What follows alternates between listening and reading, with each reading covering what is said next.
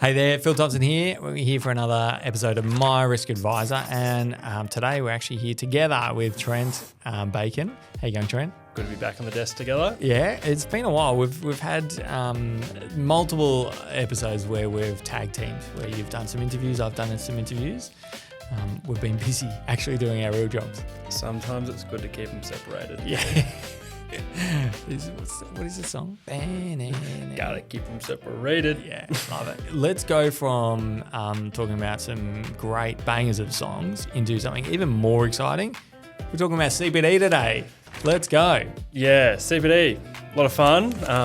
Part of the reason is our CPD year is up in March this year, start of March. So that's when we do ours, 12-month period.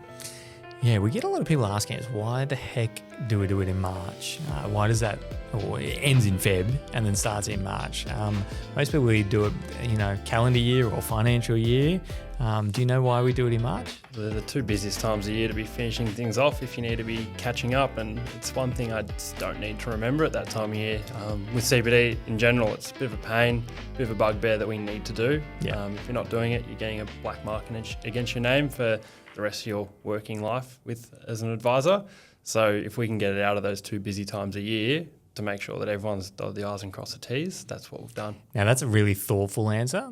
And the real answer is Synchron, who was the old licensee, did it in that date, and then we just kept it rolling. I assume that's probably why they did it. Yeah. Let's go with that. Yeah, I'm assuming that is exactly why they did it. All right, so let's talk about what is CPD and why is it required. So what's the acronym? Continued professional development. I was going to say something else, but continued professional development. Because we are a profession, we need to be making sure that we're keeping up to date with current trends, and how we are tracked on that is we do 40 hours a year, broken down in different segments where ethics and other things have been brought in. You need to do a certain amount of hours in those, but 40 overall hours. So I'll touch on it. So you've got to do minimum 5 hours of technical competency, 5 hours of client care and practice, 5 hours of regulatory compliance and consumer protections, and 9 hours of professionalism and ethics. And if you are a relevant provider who provides tax (financial advice services), which everyone at Sky is, and most advisors are, you got to do an extra 5, or not an extra, it also includes 5 hours of tax as well. So it's a legal obligation. The other thing to note when it comes to CPD is only 70% of the minimum hours that we need to do has to be approved by the AFSL. And so it's not something that we go to the minister or we go to the regulatory body and prove that we've done our CPD. It's all managed through the licensees. Now, anyone who's an advisor understands it. We've all had our Kaplan logins and done it that way, and rushed to do your hours at the end of the year. But we have moved towards doing something different. So, let's set the scene, any advisors out there. But what is, the industry, we all have kind of collectively done it the same way for many, many years, as long as I've been advising. What is the current way we do it as a profession? Yeah, the current way that most people will do it is going to PD days, collecting points that way, getting out of the office, going to lunches, listening to a BDM tell you about their product, and hopefully they're bringing a CPD certificate along with them, or having something like Kaplan, which is a education partner or platform that has all these different quizzes on there. Go click through, watch a video, read a blog, and then answer 3 or 4 questions and get 80% right, and you get your points done. Yeah. So most people, I know especially when I was doing it, you do it all in December. That's when my year ended when I was working at a previous practice. You'd do 35. And now we just moved to Feb. Yeah, you'd do 35 of your hours all in December, probably in the last 2 weeks when you're not seeing clients. Tick it off and see you again next year. And it's an okay way of doing it, because at the end of the day, when you're going through, events throughout the year, you may get an email, but then you forget to send it on to, your compliance team as to log the points and stuff like that. One thing, the issue is also those CPD points. We all kind of understand how to game the system. Like you get one point's meant to be an hour. It's meant to be 40 hours of continued professional development, which almost every advisor I know does way more than that of actual continued professional development.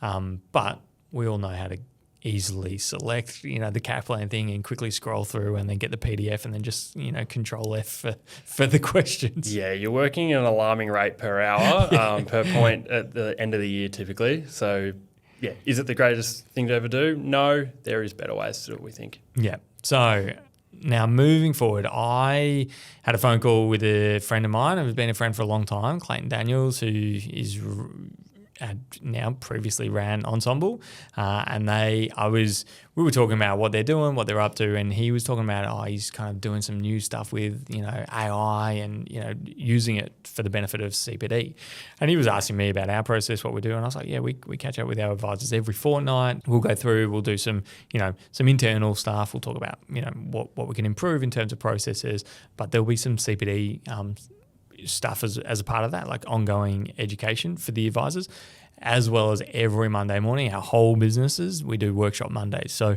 we're doing ongoing education for that stuff. So, and Clayton's like most advisors, you're doing heaps of ongoing continued professional development. That's what it's meant to be. It's continued professional development. You're doing it heaps within your practice. You guys are self-licensed. Why don't you try and have a look at our platform? He walked us through it, talked us through what the process is, and it's easy enough to kind of continue to log that stuff. And so I was like, yeah, sign us up. Ready to go. Get us off Kaplan, because those CPD points that we all do at the end of the year, we're not really learning much. Not gaining much. No, you're generally picking a topic you know about, especially if you've been doing it for a long time, and you're not really gaining a lot. So talk to me about what do we do here at Sky now?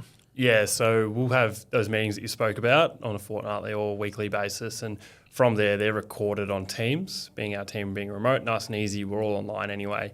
Recording that, getting the transcript, and what I'm able to do is upload it to their software. The AI will then read it and make sure that there is an expert in the room. An expert, which doesn't actually take a huge amount to do.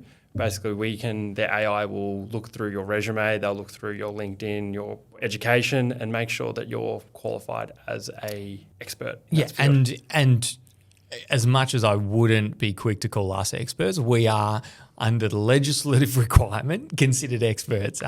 Yeah. What is good is now our profession is a profession. Everyone's qualified, so that is where they start drawing the line. You need to be having a degree. You need to have a certain amount of experience, which I don't know off the top of my head, but it's not. It's pretty easy. Yeah, it's not overly hard. So if you run a business, you're probably in that expert category. If you've been an advisor for a while, you're in that expert category, and the AI lets you know. And from there, I'll upload it, and then it will go through the transcript and tell us, did we actually talk about anything of value for CPD?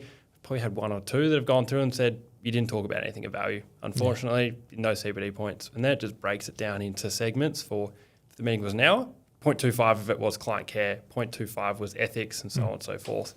That gives us a certificate. We then tell the machine who was there, and it logs it on their points for the year, and away we go. And this is the thing. It's like when we're talking about like just internal processes, how do we, because in our meetings we bring up some kind of, roadblocks the advisors are having, and so they'll talk through some kind of concerns or issues they've had, and then we'll talk through, okay, how do we communicate with our clients better? How do we, make sure that they're feeling comfortable with the decisions they're making and empowered and educated? And that is client care, exactly client care. So having a Kaplan paper that talks about client care that's less relevant than a business that you're in, working through, how do we help our clients through this process, is so much more relevant, and it is continued professional development. And this is the thing that, if anyone's heard Clayton talk about, waffle on about this stuff, he bats on about it all the time, that our profession is doing hundreds of hours of continued professional development. We just don't log it until we get to the end of the CPD year and we just click a few buttons. This at least is tracking legitimately what is ongoing professional development. Yeah, and even if I'm the only expert in the room, which is very rare, CPD works for you too. So as long as I'm talking good sense and people are talking back to me, I can log the hours for myself too. And this is the funny thing that I know I've had a conversation with Nathan Fradley, and don't know if we're going to cut this, but probably not because I'm YOLO. Bradley does some stuff with Kaplan, and he does all the preparation and does all the work to then create the CPD, but he doesn't get any CPD for creating all the work and doing all the research, which is kind of crazy. If you're doing all the work, research to then present in front of a group, we've arguably done way more CPD than the people sitting there getting presented. So, yeah, that is the great thing about this software is, when you're presenting it, when you're preparing it, you get CPD'd as well. So talk to me about the actual process. What does it look like? How does it work from our end? You said grab a transcript and upload it and voila.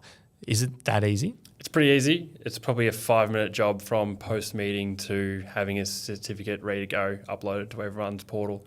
As quickly as your internet can work. It just download it, chuck it in. It will tell you in a couple of minutes how it goes. Then everything's all there and you can just select who was in the meeting because you'll have everyone's on your licensee ready to go.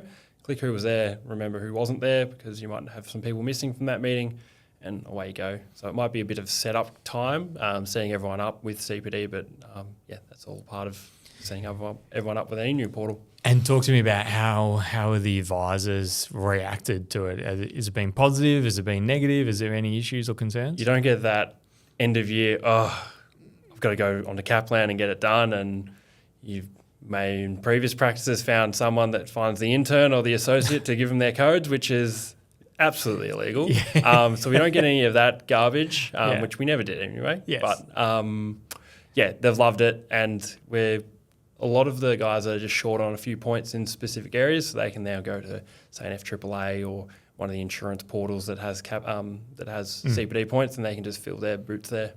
Yeah, and the other thing is the reason why we were still short is because we only implemented it like halfway through the year. So our CPD year using CPD check hasn't been the full year, and it's great because from as the person who's leading the advisors, you can go, okay, let's formulate a training plan over the next 12 months, which you're already doing, and then start to go, okay, actually we need to probably bring in a few more tax considerations and do ongoing education for our advisors in terms of tax. Now, it can be as simple as let's just do a 15-minute in our advisor meeting about income protection considerations, why we do what we do, and what are the tax implications of that, so we can get some 0.25% of an hour on tax, We've done a lot of work internally about our tax deduction for our clients for the new fee, which is relatively new. And we kind of you and me did a lot of that work. We did a lot of considerations. We read a lot of FAA's work and all the insurers who have worked on it, and we did it and then just executed it. But moving forward, we can kind of revisit that and go, hey, this is kind of what we've done, why we've done it, in those advisor meetings, so then they can further educate and understand why it's going on and what are the tax rulings and what are the all of that behind it all, to then get points in that. Yeah, again, get more points for stuff that's actually relevant for them and not have to do quizzes for something that there's going to go one ear and out the other. And the other thing to note with this CPD check stuff is that we can upload stuff from outside. So, last year all of our advisors went to FAAA, so we got a whole bunch of points. You got to scan in and scan out of those sessions. So how easy was that to take all of our CPD certificates from the conference and upload it? Yeah, so it was very easy for me because the individuals do it. If you get a CPD certificate sent to you, you have a login and you can log in and upload it yourself.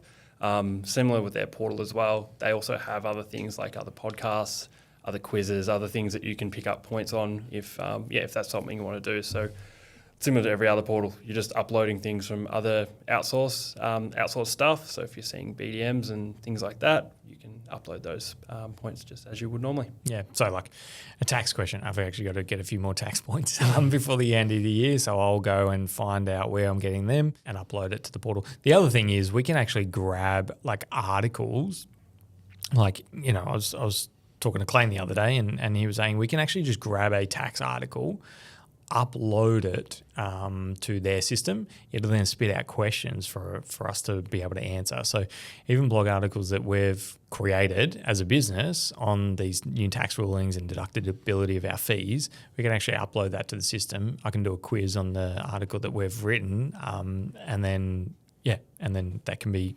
accredited towards our CPD.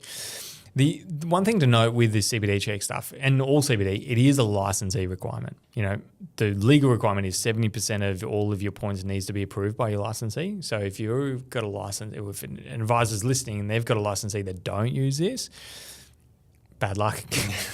Almost like start petitioning basically, and reach out to the luck. Licensee and say, hey, is this something that we can use? Because there is this dynamic where it's easy for our business. We are self-licensed. So as an individual business who is running not individual meetings, but team meetings within our business, it's easy enough for us to say, well, the licensee is approving this continued professional development and it's all licensee approved. But if you are, a bigger part of a big licensee and you are running these internal meetings, there may be a little bit of a dynamic where the licensee says, well, if we put it through the system, we still need to approve it and say, okay, so is there an additional checks or balances there? But again, that's not our problem. We don't need to worry about that. And if you're a one-man band as well, it may not be best, but you may also be reading all these articles and want to do it yourself rather than trust some of these bigger organisations that are serving you up quizzes that you're not interested in. If you're still doing that professional development as you would, but just not having those internal meetings as much, it still might be valuable. It's just probably not as valuable for those meeting uploads. Yeah, that's true. And I mean, do we upload our Monday morning workshop sessions when we get our insurance partners in there? Do we? I don't think so currently. I don't think we do either. As we were talking, I was like, we definitely should. Yeah, they're recorded. We can do that now. So, and the reason why I asked that is because if you are, a one-man band, then if you're doing meetings with BDMs, especially virtually, it doesn't actually have to be virtually either. You can record it because you're doing ongoing professional development. With those meetings, they're going to be difficult. Like a BDM can't CPD their own, one-on-one meeting. But something like this, we can get a BDM just ad hoc and record it and then upload it, like our Monday workshops where we've got 20 minutes every single week that everyone in our business is doing ongoing professional development. And so we can upload them or someone else who's using it can upload them. Again, if you're not self-licensed, it does make it a lot more difficult. But anyone self-licensed, if they're not using it, it's kind of crazy. You should be. Yeah, and you don't even need to do the transcript. So if there's a presentation that you're at that the BDM's giving that you can't record, you can actually just get the slide deck and get that and punch that through, and that will work just as well. I wonder how that actually tracks how many hours you do it. You do put it in. You tell the machine how long this was, and then it will tell you how long the points were and what was spoken about or what should have been spoken about based off the slide. It's not as effective if you put the slide deck in because you don't actually know what was actually added to it. Often slide decks are going to be a little bit empty. Yeah. So it is better to put the transcript in. But yeah, and when you get a transcript, if there's let's say there's 3 topics, one on ethics, one on tax, and one on client care, but the ethics and tax is, really bulk of the presentation, bulk of the Q&A at the end, you'd want more points allocated to that, but the slide deck may allocate it equally. It's been amazing for us, our business, and again, it's easier because we are self-licensed. We are the ones signing off. We, as a licensee, we are obligated to make sure our advisors doing their CPD. We already know they are, but this is just a way for us to be able to tick that box and go, we're doing hundreds of hours a year, and as we just talked about now, we're doing more than we were allocating in the system. And the other reason we wanted to talk about this is because we are going to be using it to allow CPD for this podcast as well. So talk to me about that. Yeah. How do you get more people to listen to your podcast? Give them something at the end. Yeah. And what does everyone need? CPD points. So we'll be running it through the Ensemble system, and we'll be able to get a certificate attached to wherever you find these podcasts. Now, quick disclaimer, it will be done by Sky Money. The licensee will issue the certificate, and that's our licensee. If any advisors, doing this and their licensee has an issue with it, sorry, not our fault. That's their fault. So talk to your licensee about it. Which is good. I mean, yeah, anyone who's listening to this, they are interested in on continued professional development. And the reason I had this idea is because I was talking to Jordan and Nathan Fradley from Challenging the Standard podcast. I should remember the name, but I'm pretty sure that's what it's called. And I gave them the idea. I was like, if you're thinking about going to FAAA to CPD these podcast episodes, have a chat to Clayton, because it's a great system. It works so well. I've actually listened to their podcast, and to be honest, most of the time I haven't actually filled in the CPD thing, even though it literally takes about a minute to get it done. So super easy to click on the link. It'll always be in the description of these podcasts. So, as we continue to interview, industry participants or experts in certain areas, and people are listening to this, they can get CPD as well. Yep. Make sure you're getting rewarded at the end of the day for something that you're doing to develop your profession. Yep. Now, thank you so much for listening. We do have a Facebook group that we talk all things risk insurance and advice, broader advice as well. Love you to join that Facebook group and ask any questions you've got, and we'd love you to get involved.